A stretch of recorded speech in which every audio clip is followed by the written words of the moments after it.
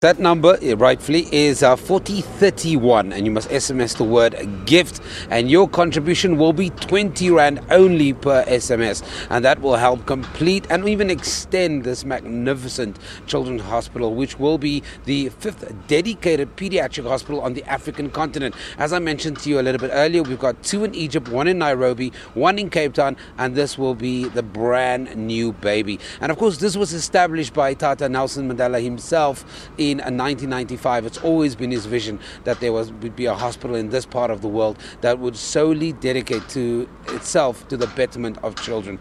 Right now, I'm joined by one of the ambassadors, and he's the campaign manager. He's the furthest one from me. He goes by the name of Dokoda. He is the campaign manager for Kids by Kids, and I'm also joined by Sihlele Myeki, who is the member of the steering committee. Gentlemen, thank you very much for joining me here on A Morning Live. So let's maybe start with you.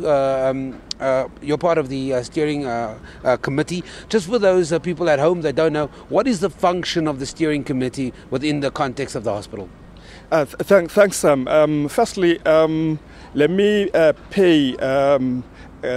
express the gratitude on behalf of the community to the Nelson Mandela Children's Fund as well as Group 5, because as you have indicated that this initiative was initiated by Tata himself in 1995, and as such is a complex development that is neither a private development nor a public development. And as such, it's unprecedented that you would have a steering committee in a development like that. So as such, and because we are very grateful to Nelson Mandela Children's Fund for welcoming us and inviting us into the steering committee, so that the issues that as relates to the economic opportunities for the local people, but also informing the communities around here. Because I myself am the ward councillor in this area, because this is in Ward 67. In the steering committee, we sit together and then look at issues that relates to those aforementioned things: economic development, social issues, and then informing the communities what is this hospital all about. See, let me bring into this conversation as well, and it's just really for the benefit of our viewers. You're an ambassador, but you're also the campaign manager for Kids by Kids. Talk to me about that very quickly, and what is your role? For Kids by Kids is an initiative that was inspired by a young gentleman, I think he's 14 now, Sam Harding, who decided to take his piggy bank savings and donate them to the Children's Fund.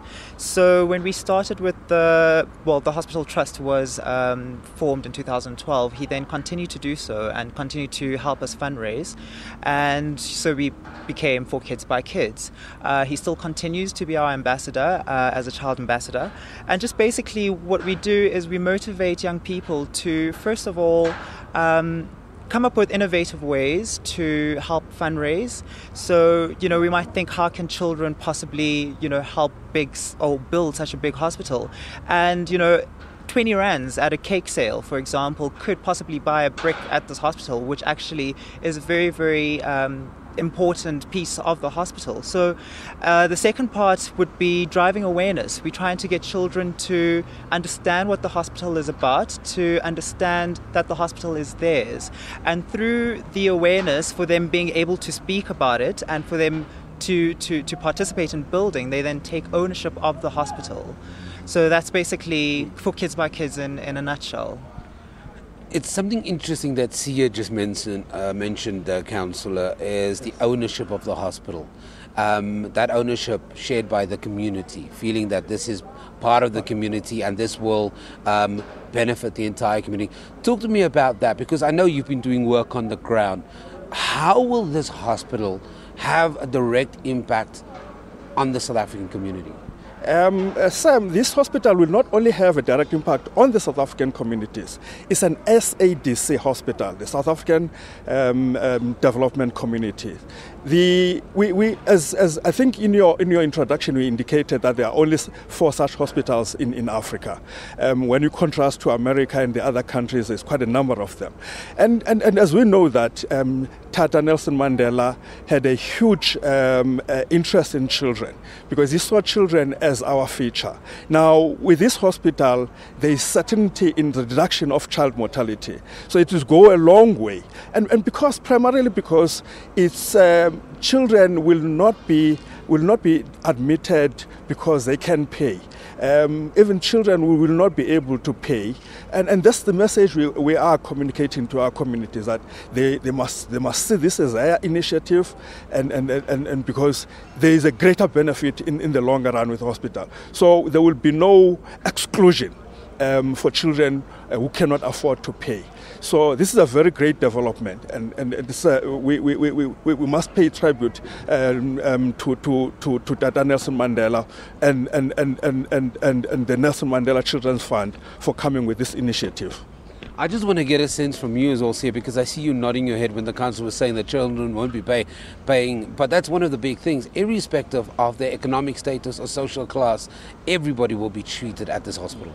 That's correct. The hospital is going to be a tertiary academic paediatric facility. So, just basically what we try and make people understand is that, it's by referral, and it's the hospital is here to actually, I suppose, complement other existing hospitals where they can't help those children. They'll come through to our hospital, and I suppose that's where the partnership with government comes in, that we all working together for the children of the Southern African region, so yeah, like no exclusion, everybody is welcome, or all sick children are welcome, and whether their parents can pay or can't.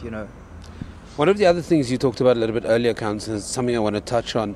You talked about the economic benefit for the community, and I know that we really are talking about the good this hospital can do for our young ones. But we sometimes, and I don't think it's on purpose, but we also forget that this hospital will create jobs in this community. Certainly, Sam. And we always tell people to look beyond benefit for themselves, because it's what they can contribute. And I think CI had indicated that this is funded through donor funds. So obviously there will be employment, but what is exciting is that there will be more nurses trained, doctors trained. Already the hospital with Group 5, they've engaged in a program where certain students have been trained as part of this project itself. So this is very exciting, that obviously in communities there will be people employed here, not only from the local communities, they will get work opportunities, because we must always look at this as not only even a Gauteng hospital. It's certainly not a local hospital as such. Obviously, it's got to be located somewhere, can't be in the air, but it must be seen as an SABC hospital. And then people certain people with certain skills will be able to find employment. Doctors everywhere, but also because it's a technological hospital. That is what was exciting about it. So yeah. The other thing that I love, a little bit earlier off air, I had a conversation around the social media campaigns and the things of letting people know what's happening at the hospital. Then you talk about this young boy who donated his money, and 20 Rand can buy a brick here. There are kids sitting at home. How do kids get involved? If they want to contribute, what are some of the innovative stuff that you've seen, Sia, that kids are getting up to? You talked about a bake sale, a cake sale. What are some of the other innovative stuff that you guys are maybe doing or pioneering to make sure that you're constantly raising funds? Well, currently we have active campaigns where, for example, people can donate on our SMS line. Children have phones these days, and 20 rands. They can actually, SMS the word gift 40301, or they could actually, come up with ways or support our campaigns where, just next month we've got Selfies for Charity at the Zone in Rosebank. So some of our celebrity ambassadors will be there. If children want to go through and take a picture with their favorite people, just 20 rands, come through, pop by, and that is actually going to help contribute to the hospital. As well as civvies, civvies days and that kind of stuff, bake sales, fun walks, anything that can actually help. It could be going to your family and creating a little raffle and getting your parents and your aunts and uncles to actually participate. 2 rands, for example. It will all build up to actually to the target that we're actually trying to work toward. Very quickly, some of those celebrities, who are we expecting? We're expecting, tentatively, we're expecting Boiti Tulo, DJ Sabi, Proverb, Mikasa, and so it's quite an exciting lineup. Okay, for 20 rand, you can have a picture taken with your favorite celebrity. Council, I'm going to give you the final word, and I think this has been probably one of those campaigns that is near and dear to absolutely everybody's heart. Not only because of the father figure who started this campaign and was so passionate about it, but how do we make sure that we deal with issues around sustainability? Because we are on this massive drive to raise funds, but in the long run, this has to be a sustainable project because this has to empower everybody.